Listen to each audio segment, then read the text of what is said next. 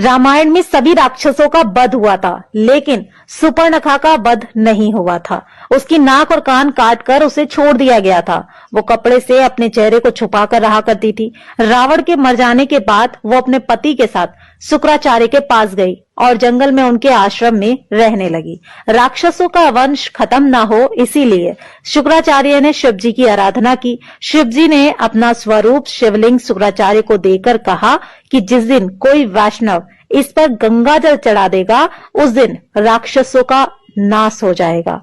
उस आत्मलिंग को शुक्राचार्य ने डर की वजह से वैष्णव मतलब हिंदुओं से दूर रेगिस्तान में स्थापित किया, जो आज अरब में मक्का मदीना में है। सुपर्णखा जो उस समय चेहरा ढककर रहती थी, वो परंपरा उसके बच्चों ने पूरी तरह निभाई। आज भी मुस्लिम औरतें अपना चेहरा ढककर रहती हैं। सुपर्णखा के वंशज आज मुसलमान कहलाते हैं, क्योंकि शुक्राचार्य ने इनको जीवन दान दिया। इसलिए ये शुक्रवार को विशेष महत्व देते हैं। पूरी जानकारी तथ्यों पर आधारित और सत्य है।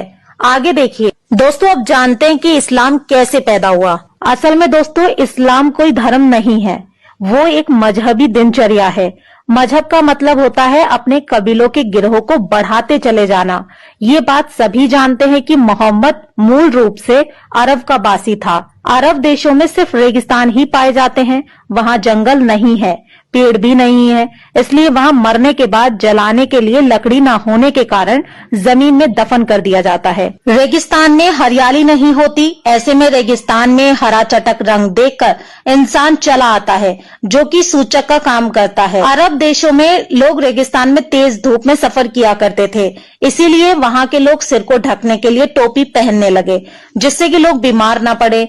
अब रेगिस्तान में खेत तो थे नहीं, ना ही फल थे खाने को, तो वहाँ अनाज नहीं होता था, इसीलिए वहाँ के लोग जानवरों को काट कर खा जाते थे और अपनी भूख मिटाने के लिए इसे कुर्बानी का नाम दे दिया गया और एक प्रथा बना दी गई। फिर त्योहार बना दिया गया।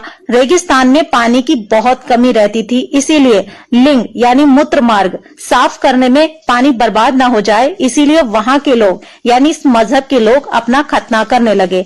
खतना यानी अपने प्राइवेट पार्ट का अगला हिस्सा काटने लगे। सब लोग एक ही कबीले के खानाबदोश होते थे, इसीलिए आपस में भाई बहन ही निकाह कर लेते थे। रेगिस्तान में मूर्ति बनाने के लिए मिट्टी मिलती नहीं थी, जिसके कारण इन्होंने मूर्ति पूजा को अपने कबीले में यानी अपने मजहब में खारिज कर दिया। एक जगह से दूसरी जगह जाना पड़ता था, इसीलिए कम बर्तन भी रखते थे। एक ही थाली में 5 लोग मिलकर खाना खा लिया करते थे। कबीले की अधिक से अधिक संख्या बढ़ाई जा सके, इसीलिए हर एक को 4 बीबी रखने की इजाजत दी गई थी। अब समझे, इस्लाम कोई धर्म नहीं, मात्र एक कबीला है जो सिर्फ जनसंख्या बढ़ाने के लिए बनाया गया है, और इसके नियम असल में इनके सिद्धांत नहीं, इनकी दिनचर्या है। सबसे बड़े लुटेरों को खलीफा और अन्य बहुत सारी उपाधियां दी जाती थी ताकि उनका कबीला बढ़ सके। इस बात से साबित हो जाता है कि इस्लाम कोई धर्म नहीं बल्कि एक बहुत बड़ा गिरोह है, जिसका एक ही एजेंडा है, जहां जाना वहीं पर बस जाना और अपना अधिकार मांगना, और वहां की मूल जनसंख्या को पूरी तरीके से समाप्त करके अपने इस्लाम मजहब को आगे की पीढ़ी को जबरदस्ती कबूल कराना। इनका मुख्य टारगेट उस देश के आदिवासी होते हैं। जब तक ये उन आदिवासियों के बीच कम होते हैं, बस तभी तक ये अपनी जनसंख्या बढ़ाते हैं। जब इनकी जनसंख्या उस जगह के मूल निवासियों के 1/3 या बराबर हो जाती है, तब ये धर्म परिवर्तन कराकर रातों रात 2000 से 2 लाख मुस्लिम की योजना पर काम करते हैं। भारत के कुछ गांव, जिले, राज्य इस्लाम की इस योजना में पूरी तरह से शामिल हो भी चुके हैं। तो दोस्तों, ये था इस्लाम के पूर्वजों का इतिहास। इनके पूर्वज कौन थे? इनके पूर्वज ही राक्षस थे। इसीलिए दोस्तों, मुसलमानों से देवताओं और धर्म वाली उम्मीद करना बिल्कुल बेकार है। डाउनलोड मौज।